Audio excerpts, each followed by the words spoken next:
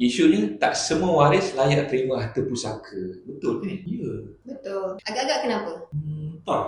Saya rasa boleh je terima harta pusaka. Kan ada pertalian darah. Kenapa ada yang waris yang tak dapat? Maksud dia dekat sini, ya semua waris layak terima harta pusaka, tapi kita tengok keadaan. Siapa yang mati tu? Contoh, kalau yang mati tu saya. Okay, kalau saya mati, of course lah pasangan saya, anak-anak saya, mak ayah saya ada bahagian. Tapi adik-beradik saya belum tentu ada bahagian. Faham tak? Faham. Tapi ada satu kes ni, dia menggunakan IC mak dia untuk mendaftar kelahiran anak kepada kawan dia yang bukan warga negara. Sekejap, complicated pula. Itu complicated. Selalu complicated sangat. Sebab tu lah saya tanya tadi. Ya. Sebab sekarang ni kadang-kadang ialah macam puan cakap, adik-beradik rasa dia layak, tapi sebenarnya dia tak ada hak pun. Tak ada hak. Sebab kan mungkin dia ada anak lelaki ke, biasa kita tahu ada anak lelaki. Kemudian adik-beradik yang lain tak layak. So bukan semua waris yang dapat lah sepatutnya. Okay, kalau dalam kes Rizwan tadi, apa yang Rizwan cuba kongsikan yang saya faham lah, maksudnya dia tak layak pun sebab dia bukan waris. Dia hanyalah orang lain sahaja, anak angkat katakan kan. Tapi disebabkan dia daftar guna surat beranak yang sah dalam sebuah undang lah. Dan menyebabkan secara tak langsung dia menjadi waris. Kan, betul kan? Betul kan, saya ambil Zain jadi anak angkat saya.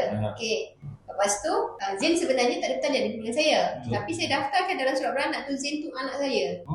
So secara tak langsung, kalau saya meninggal, Zain pun dapat bahagian, dapat harta saya. Itu ada isu. Kadang-kadang kita tak gunakan siapa yang melahirkan tu, dia binkan kepada orang yang lain pula. Tapi isunya bukan sekarang, nanti bila orang tu nak kahwin ke apa semua, ada isu. Lagi-lagi harta pusaka lah. So, boleh faham tak? Dari segi kita faham, tapi dari segi nak menguruskan tu kadang-kadang orang tak uruskan dengan cara yang betul. Ya, caranya macam tu lah kan. Maksudnya macam mana? Tak urus dengan cara yang betul tu sebab bahagian-bahagian yang berhak lah.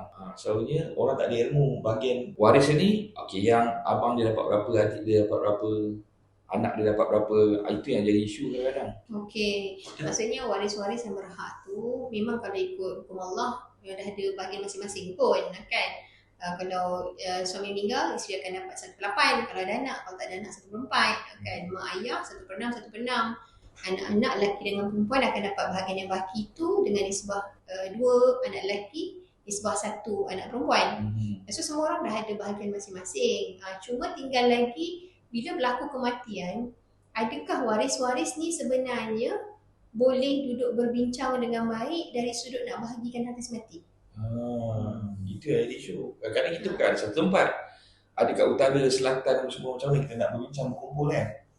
Itu yang jadi isu yang harta tak dituntut Harta yang terbeku. Berapa banyak agak-agak harta tak dituntut? Mengikut yang latest information lah kan, 90 bilion. 90 bilion harta buku kan. Itu yang kita tahu kan.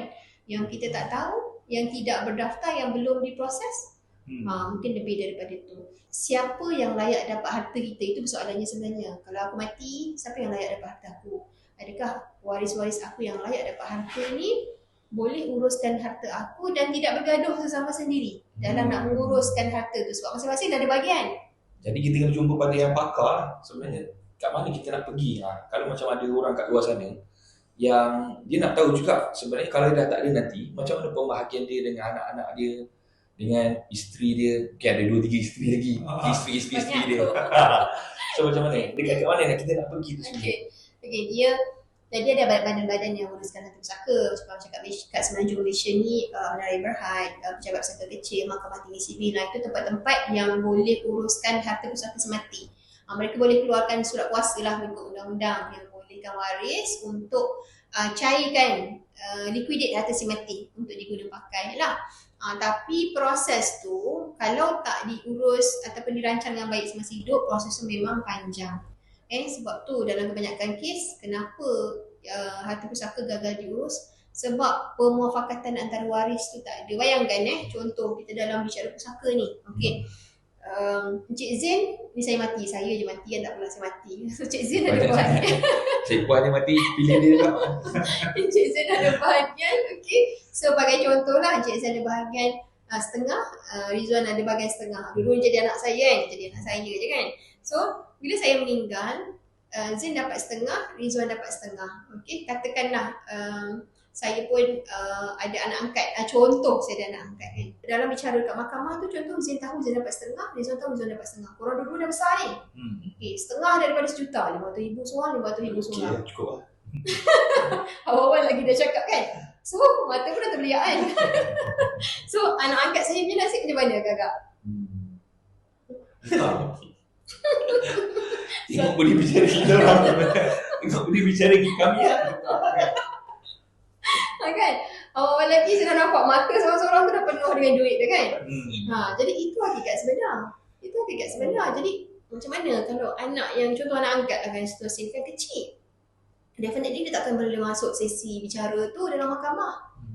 Jadi nak dapatkan belas ihsan ataupun kita panggil ialah kalau sebagai seorang yang waras fikiran lah, ada orang kata macam takkanlah nak biar anak tu tak dapat apa-apa kan, mak angkat dia dah tak ada, mak angkat dia bila dia kecil kot.